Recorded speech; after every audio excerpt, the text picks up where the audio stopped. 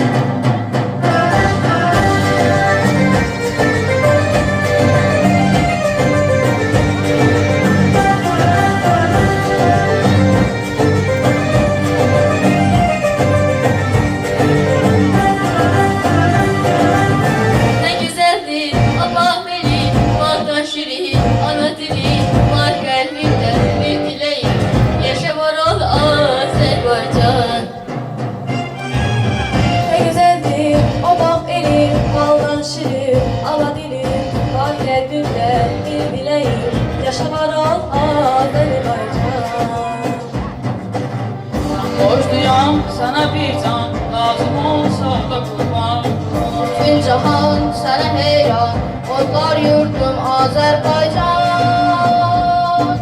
Azerbaycan, kalbimde sana bir zaman. Azerbaycan, sana kurban olsun bu can. Azerbaycan, ayrılar mı gönül candan? Azerbaycan, yaşa yaşa Azerbaycan.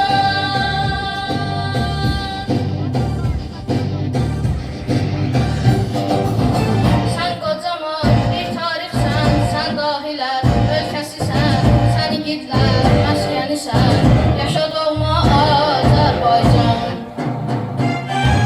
Sen kocaman bir tarixsən, sen dahilər ölkəsisən, sen igidlər məskənisən, yaşa doğma Azərbaycan.